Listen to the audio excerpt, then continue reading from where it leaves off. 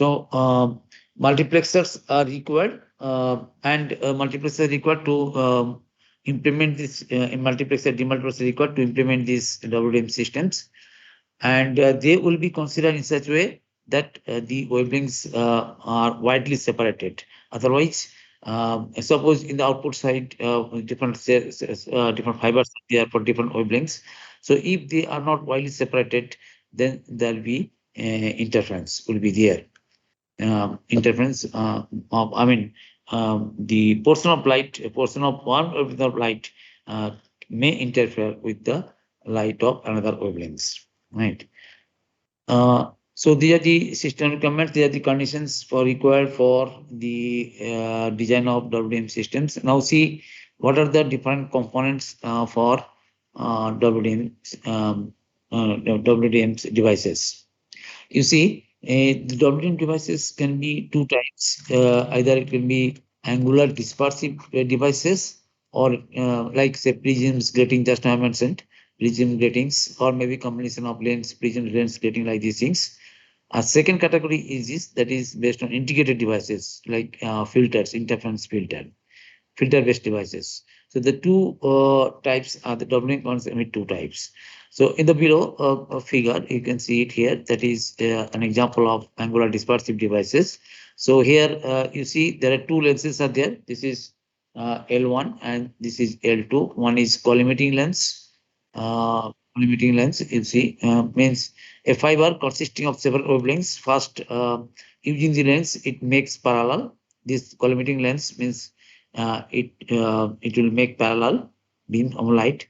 And next there will be dispersive element, which is most important. Dispersive element that can be prism or grating, or maybe combination of lens, grating, lens prism, like these things, right? So dispersive element, that is actually d theta by d lambda. You have seen this prism for different lambda, different angle of deviation is there, right? And next, after the separations, another lens is required, that is the condensing lens to focus light beams to a particular fibers. So there are different fibers, three wavelengths, three fibers are there. So the different fibers will contain the different wavelengths of light. So that is the demultiplexer. Similarly, you can have multiplexer also. If you launch lambda 1, lambda 2, lambda 3 from three fibers, same systems, you see, you can have this, that time it will be the output fiber. The output fiber will contain the three wavelengths, right? And in this case, in this such configurations, some conditions are there for um, for average, I mean, um,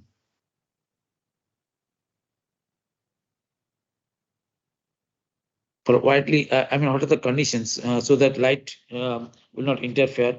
Say a portion of light, suppose if it is not widely separated, then the portion of this lambda 1 may enter into the second fibers. Similarly, for fiber 1, fiber 2, etc. So if you consider this linear dispersive element, that is d theta by d lambda, and if you uh, consider the linear dispersion, then dx by d lambda, that is actually f into d theta by d lambda, right? That is the linear dispersions, angular dispersion, linear dispersions, right? Our f is the focal length of the lens to these ones, right? And if you consider the aberration less optics, and then the insertion loss, and if you assume the insertion loss and crosstalk are absent, then the output signals should be separated more than the fiber diameters. Say this separation between these two beams should be more than the fiber diameter. Then only you see there will be no interference. So for that conditions, we can write it. So dx upon d lambda, linear dispersion, times delta lambda must be greater than equal to d. D is the diameter of the fiber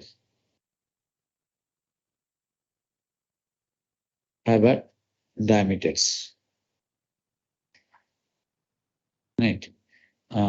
So for these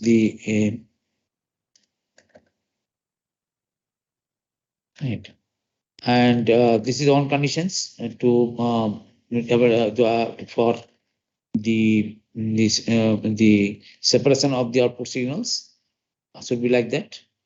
And also another condition is here, um, if you want to collect all the light from the input fiber, then it must satisfy these conditions.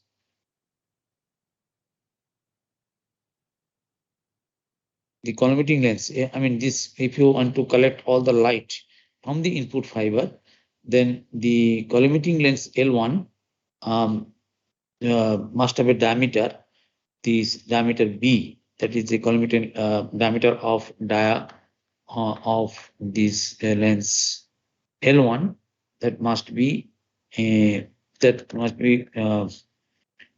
this value, I mean, it must be greater than this twice F numerical aperture by n primes. Refractive index, that is the refractive index between the dispersive element and the lens. Right. So combining these two things, these two relay conditions, you can have the B, we can write it B. So B should be greater than equal to twice of numerical aperture. N is the numerical aperture. F is the focal length of the collimating lens. So that is twice NA by primes, small n primes, refractive index times D divided by this delta lambda times d theta by d lambda. Right. So that is the conditions for collecting all the light from the input fibers. So anyway, they are the requirements and the conditions for the WDM systems. Right. Another device is there for WDM components, that is integrated optical devices. These interference filters. Uh, interference filters. You can see it here. Interference. Okay. This figure, I think it is quite clear now. Is how the wavelengths are being separated out on these figures. It's quite clear. 5 input fiber. This is the lens. This is the prisms. You can see it here. So different light will be focused to a different output fibers. Right. So that is the dispersive devices. Another type of devices is that is interference filter. So these are the stacking of filters are there, and these filters are first um, made in such a way that it will transmit some wavelengths and reflect some wavelengths. So first filter, if you see it here, this filter, it is fabricated in such a way that it's integrated type, integrated filters. It will transmit lambda 2 and lambda 3, but lambda 1 will be reflected back. Right. And in fact, if you have a glass plate and if you use the depositions by lambda by 4 by several layers, so maybe 10 to 15 layers, maybe more, 20 layers, then you can have this type of filters. You can, one certain wavelength it will reflect and certain wavelengths it can transmit. So here this filter will reflect lambda 1, it transmits lambda 2, lambda 3, right? And this filter, it reflects lambda 2, but it transmits lambda 3. So you can see it here. So in the same concept, combinations will be there. You need lens, converting lens, you need condensing lens. Here also, you need condensing lens, like these things, right?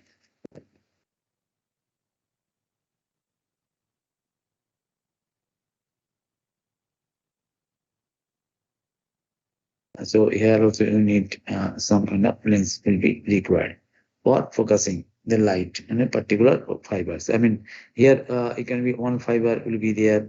Here there will be another fiber will be there. So this is the input fiber, like these things. Same thing is here. And there can be another fiber. So three fibers are there, three wavelengths are there. You see, but here you see you need several filters. right? By using several filters, you can have the multiplexer and demultiplexers. This is the demultiplexer, and if you use the light from this side, lambda 1, lambda 2, lambda 3, then this fiber will contain these three wavelengths. So that is the integrated optic devices. Well, these prism-based or interference filter-based devices, they are actually passive WDM devices, right?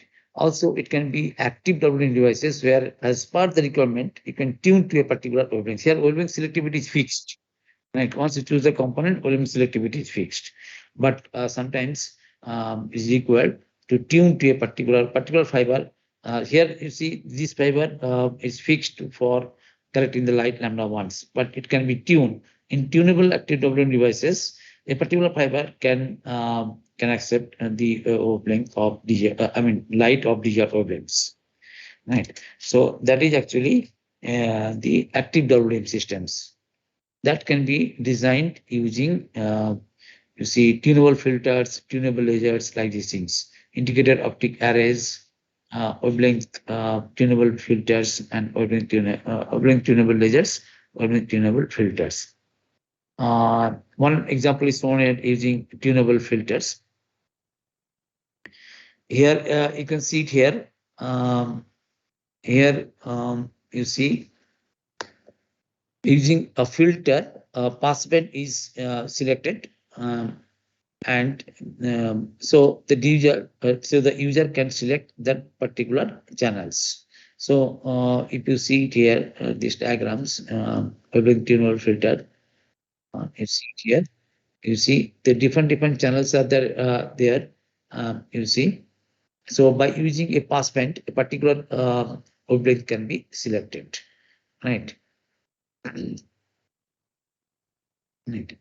Um, So in this case, a filter of passband, it is tunable. A filter of passband B, it is tunables, right?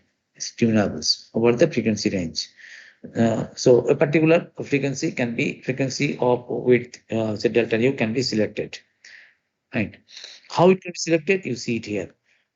This is using filter-based devices using Barkhangen element.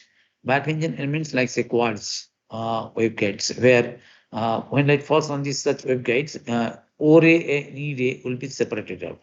O ray, E ray means actually two polarization vectors are there. One is say perpendicular to the paper, another is say it is parallel to the plane of the papers and is perpendicular to the plane of the papers. So the two ray will be the E ray, O ray will be separate out. So that is the Barkhangens. I mean, refractive index will be different for E ray and O ray, ordinary ray and extraordinary ray. So in that case, if you have two polarization beam filters, then the output power at the two ports can be these ones. 1 plus some DC factor will be there, plus cosine of phase part, that is actually path difference, 2 pi by lambda times path difference delta and L's. You see this configuration to be clear.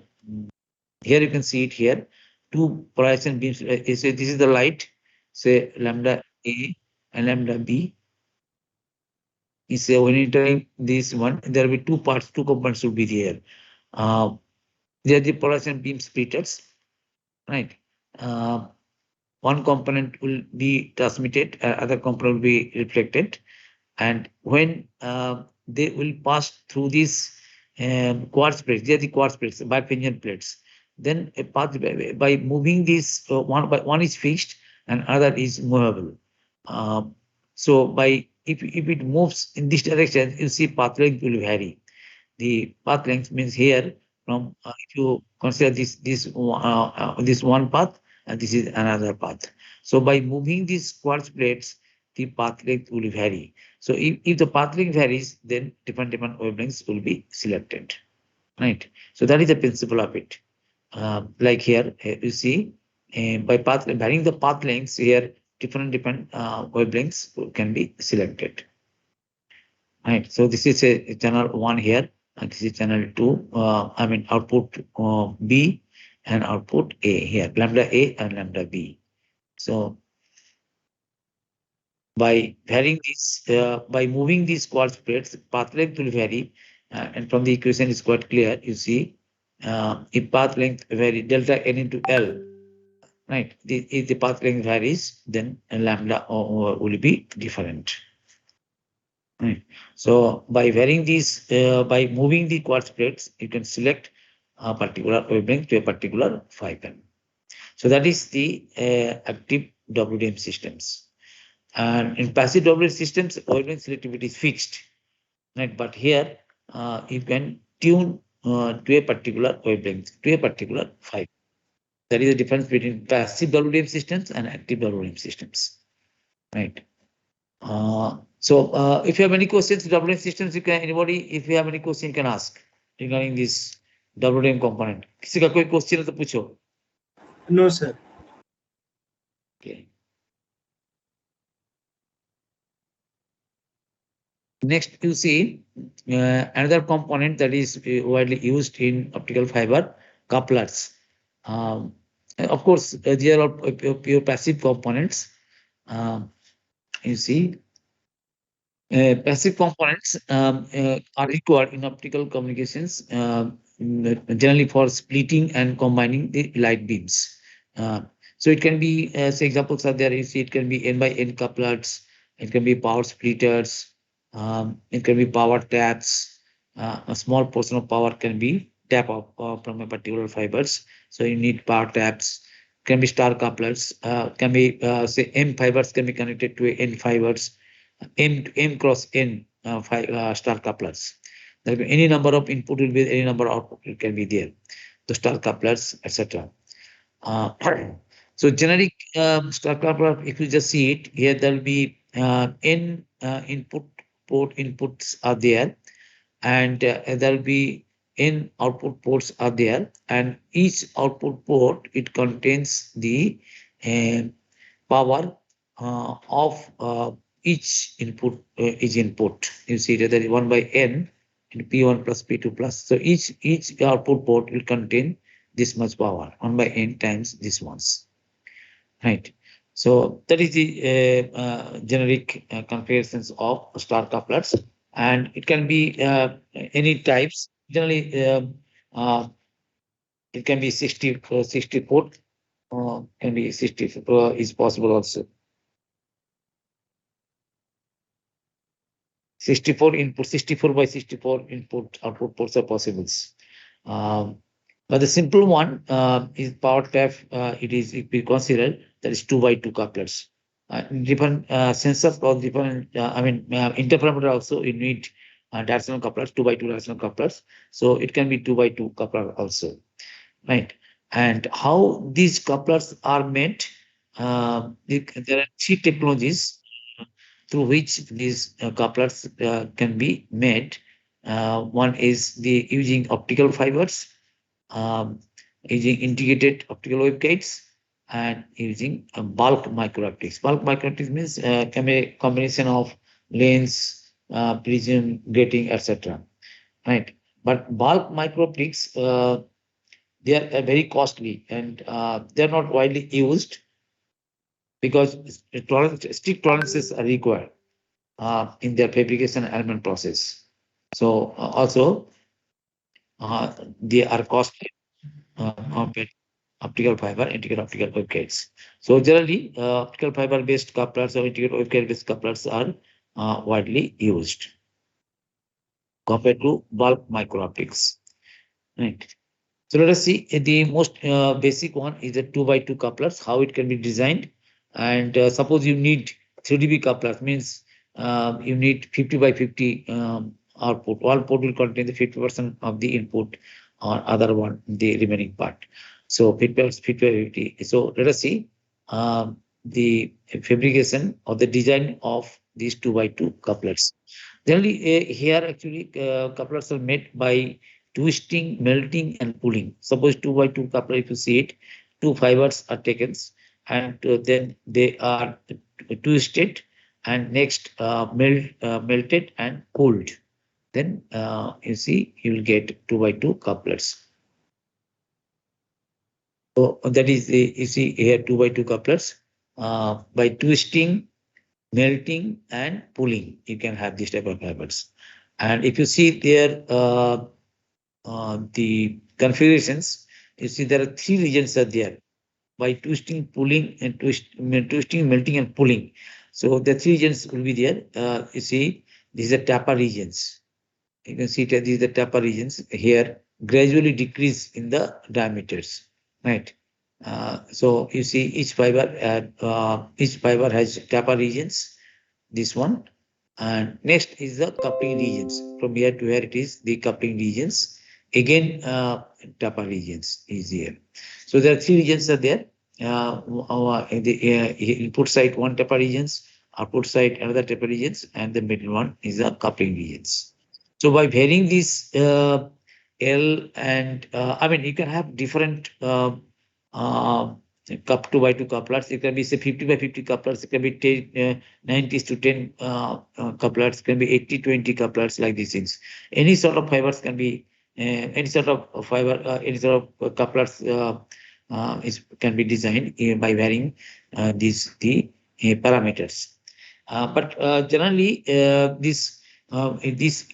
coupling region, this region is fixed because of the flame length, right? Uh, you see, flame length generally it is restricted. I mean, uh, not too much of variation is here. Coupling region is fixed generally by width of the heating flames. Only L, this L and R means the radius of the fiber, they can be varied. So actually, if you see it here, power variations, right hand side, I mentioned it here. Power variation depends. Okay, if you see the configurations here, this is the input power. There will be two output ports are there, 2x2 couplers. One is throughput port, and there is coupled port. And actually, there is a phase lag of 90 degrees is there. Suppose in P2, if it is say, P0 sin square kz, if you just see the propagations in the z directions, k is the coupling coefficient, a propagation constant, I mean the coupling coefficient, the k, then P2 equal to P0 sin square kz. Then in the P1 it will be P0 minus P2, that is P0 cos square kz, 1 minus sin square kz means cos square kz. So that is a phase lag of 90 is there, right, between the two output ports. And you see, I just now mentioned it can be 80:20, it can be 70:30, like these things. That variations can be obtained by varying the length of the coupling regions, this W. But just I mentioned, generally this cannot be varied too much because it depends upon the width of the heating flames. Another two things are there. The R in the radius in the coupling regions. You see here one R value of R is there, but in the coupling regions, because of pulling, melting and pullings, the R has been reduced. So accordingly, P number also reduced. So R in the coupling regions and delta R, there is a difference of radii of the two fibers, right? So by varying these three parameters, you can have the different types of couplers, right? And these are directional couplers because here you see, if this taper region is very regular, then there will be very almost nil power will be reflected back in the in the backward directions. So by making this taper region regular, power will be in the directions. That's why it's called the directional couplers. Right. Uh, yes, I'm picking couplers. So by making the tapers graduals, very less power can be reflected uh, in the input side. So that's why these devices are called the directional couplers. Now you see this coupling coefficient K, I mean Kz. By varying this Kz, you see different portion of power can be coupled. See it here.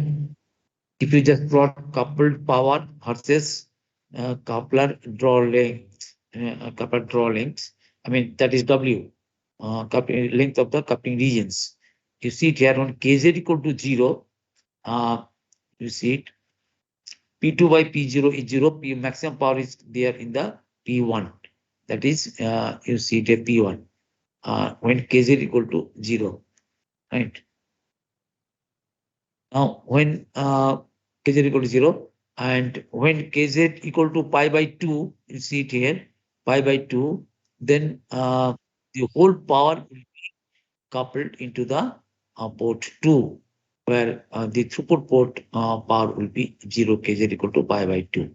And if Kz equal to pi, then then full power will be transferred to the port P1, throughput port. So throughput port and the other is coupled port. So in this way, by varying this KZ,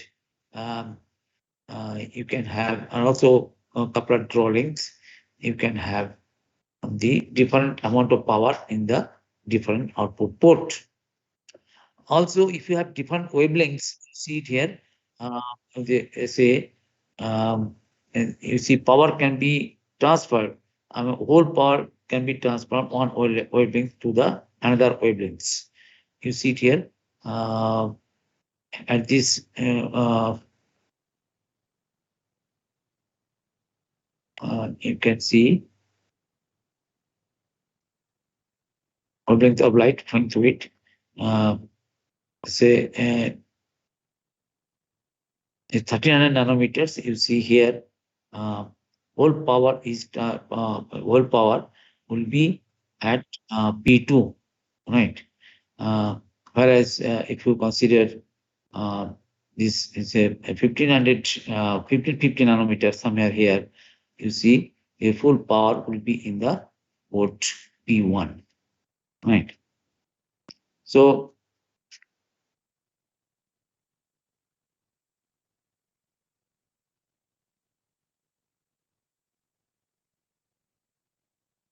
there will be wavelength dependence will be the couple powers in the in a certain couplers. Wavelength dependence is here.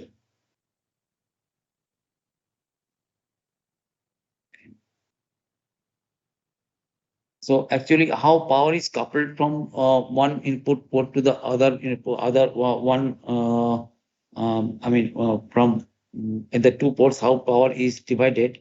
That is because you see, whenever the principle is this, when the power propagates, say P0 propagates through the fiber 1, then you see here, because of this taper regions, V number is reduced. I mean, R by lambda is reduced, fiber radius is reduced, so V number will change. So that means the maximum power will be in the cladding regions, superficial fiber cladding regions. So outside of the core will be there. So power will be coupled into the next fibers, I mean the adjacent fiber, right? Because of this evanescent field.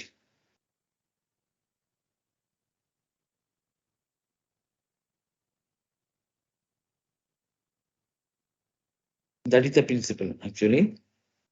Power is coupled because of the evanescent. If you see the fiber, is a fiber, we have seen it. This is the core, this is the clad. Then you see there is a evanescent field is there. You can see it, evanescent field is there. So if the core is reduced, then the more power will be there in the cladding regions. That's what is there. If cladding is removed, then you see the power will be coupled from one to the other, like these things.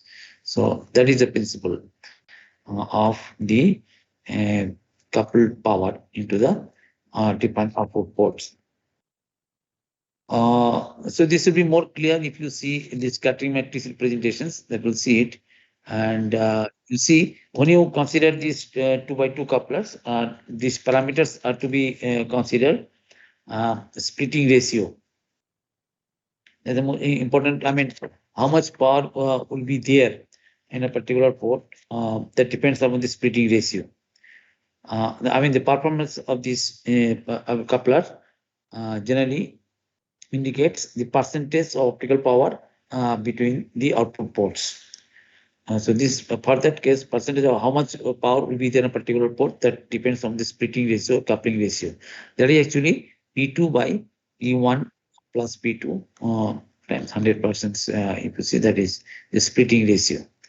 So that is the important. I mean, with this also we can have we can create the 3dB couplers. 3dB coupler means 50% power will be there, 50% input power will be there in P1, 50% output power will be there in the P2. Coupled port, throughput port, coupled port, coupled output port. Right. Also, you see, it is not an ideal device. Some losses will be there. There are three loss factors are there. One is the excess loss, that is the ratio of the input power to the output power. Right. So excess loss, that is 10 log P0 upon P1 plus P2, excess loss. Right. That is in dB. It is in dB, 10 log of these ones. Instance of loss, another loss would be there. That is the port to port loss.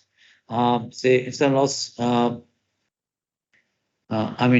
Say input port I to output port J. So instance of loss. That is, say if it is I to J, the instance of loss will be output port J. So that is 10 log Pi by Pj. Right. Input port I and output port J's. It can be 1 to 2, it can be 1 to 0 to 1 or 0 to 2, like these things. Right. So that is the insertion loss.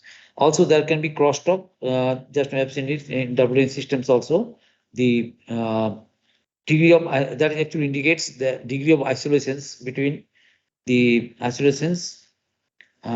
input port and the output port. I mean, the light reflected from the or reflected or scattered into the input port.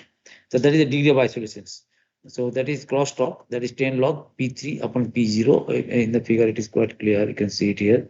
P3. This is P3, right? So that is P3 upon 10 log P3 upon P0. That indicates the crosstalk. And I told you crosstalk should be minimum.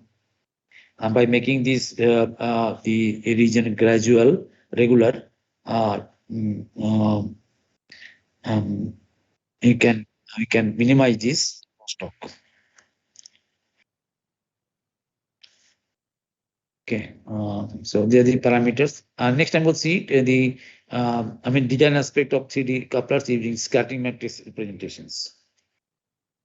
Okay, and also we'll see how star couplers and waveguide couplers can be designed. This is the couplers we have discussed today only based on optical fiber. Other two types of there, other types is there, that is the waveguide coupler, and also we'll see how star couplers, any number of input fibers, any number of output fibers can be designed.